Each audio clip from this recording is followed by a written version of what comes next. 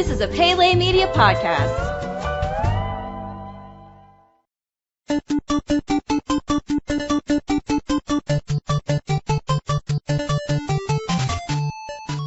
Welcome back to Goonies Minute, everybody. Goonies Minute is the fan podcast where we carefully explore the movie Goonies minute by minute. I'm Brady. And this is Chris. And today we are going over minute number 49. With that said, let's get into the minute.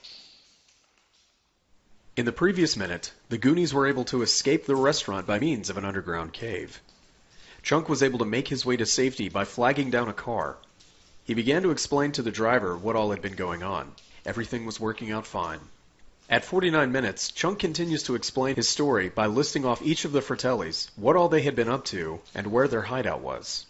At that moment, the light inside the car flips on. We see in the rearview mirror that he is telling all of this to Jake Fratelli. In a state of panic, Chunk begins to recite a Hebrew prayer, and Jake responds by singing opera. Before Chunk can make his escape, Francis grabs him from behind and pulls him to the back of the car. Before long, Chunk finds himself in the back of the car and face to face with a dead FBI agent yet again. We then cut to the Goonies in the cave. They find a lantern and light it up. Mouth recognizes the piping overhead and that it could lead somewhere. And thus ends minute 49 of the Goonies.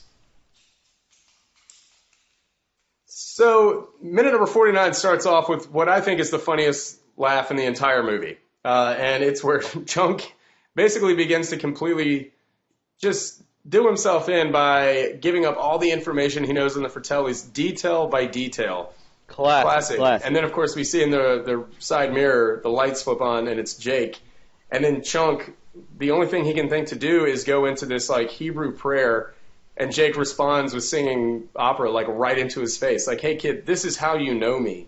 Is through You know what's funny? What's that? I actually didn't know that was a Hebrew prayer. I thought he was just doing a bad imitation of opera singing. Here's the thing. I always thought he was doing a bad imitation of Jake because he recognizes him. And he recognizes him as that. Oh, and man. I know. That's pretty funny. Well, it's funny, but I was actually kind of disappointed. I thought it made a little more sense for him to be like, oh, it's the opera guy. And then Jake's like, yeah, that's right. Here's some more opera. I'll sing it right back to you.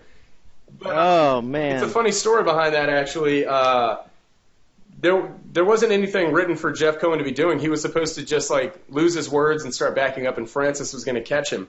Yeah, so that moment was actually improvised by Jeff Cohen, who thought it would add to Chunk's sweetness. His sincerity, as if he were to start, praying. And it does if you think about it. It really does. The fact that he's praying, it just adds to the darkness and the terror that's going on. Yeah. See, I always thought he was trying to get in good with Jake by singing opera music with him. Yeah. See, that's what I always thought. I love how people can look at it different ways. Yeah, that's pretty cool. For some reason I was disappointed when I found out that's not what he's doing.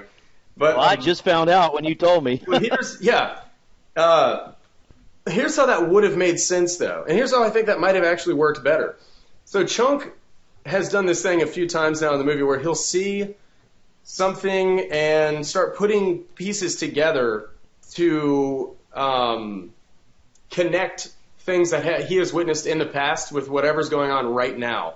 Like ORV, bullet holes. He starts to connect the fact that this car is what he saw in the police chase when he's looking at it outside in the garage. He smells the pizza whenever they're trying to be quiet.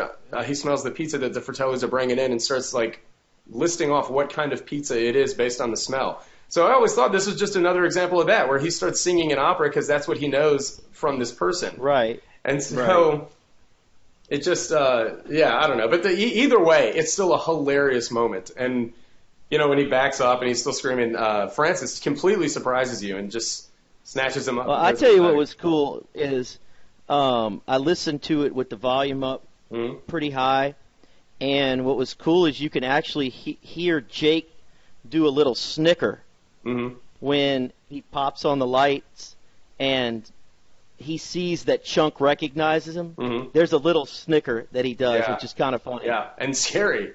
It's scary. And then another thing is you hear Jake kind of messing with his brother, saying that he's only a kid because he struggled with Chunk so much. Yeah. And how horrible, you talk about bad luck, he comes face to face with the stiff again. Yeah, same thing.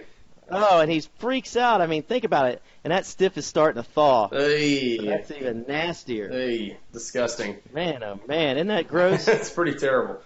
But yeah, this is just Jeff Cohen at his finest. I mean, when he's picking himself up in the back and he's like hyperventilating or whatever, and Robert Dobb. Just think about a kid at that age improvising in something where Richard Donner and Steven Spielberg have entrusted you in a role, and just to have the guts to do that, to me, that's amazing. It is amazing. And for someone doesn't have that much experience, I still think Jeff Cohen is giving a better performance here than a lot of adults I see giving comedic performances in movies. I mean, Jeff Cohen, one could argue that he single-handedly carries this movie. Now, I know that's a strange statement because there's no one person that carries this movie. This entire movie, it doesn't need that. It carries itself.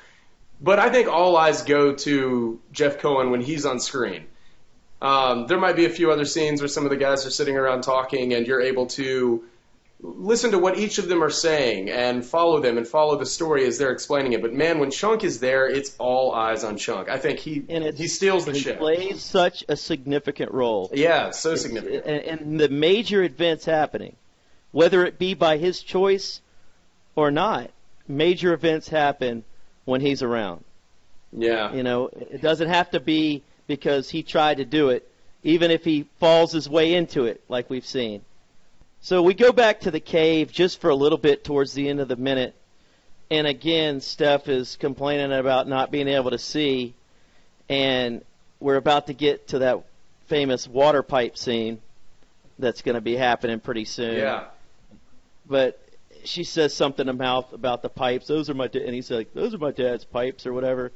So Steph making mention of Mouth's dad, you know, the plumber connection and all that, is sort of giving each of these kids another. They each have a skill set that they bring to the movie to help save the day. And Mouth's one of his is, you know, maybe something as subtle as this. He has a knowledge, even if a limited knowledge, of pipes and plumbing work and things like that, and might know how this stuff can lead somewhere, or that it's going to lead somewhere, and possibly to safety. So I think it's actually a pretty good point on Steph's part to say, like, okay, well, here's a possible solution.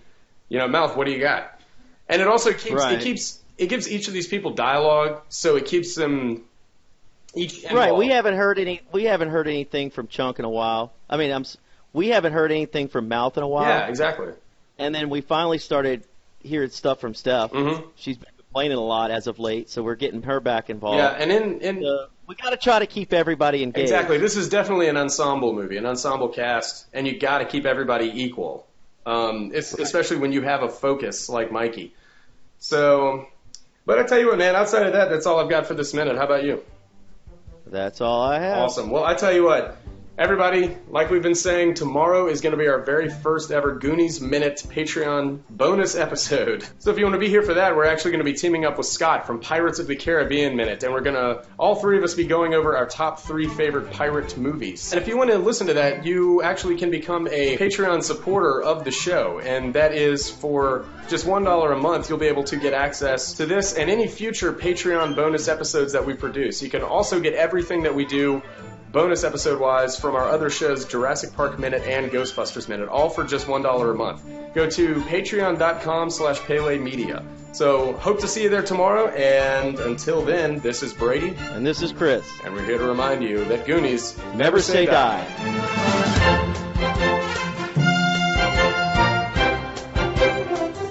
Goonies Minute is a fan-supported podcast. If you like the show, then leave us a review on iTunes. You can find us at GooniesMinute.com, Facebook.com/GooniesMinute, Twitter.com/GooniesMinute, and at Instagram @GooniesMinute. You can contact us at GooniesMinute@gmail.com. You've been listening to a Pele Media podcast. For premium content and exclusive podcasts, visit us at Patreon.com/Pele Media. Check us out on Facebook at Facebook.com/Pele Media, and follow us on Twitter at Twitter.com/Pele Media.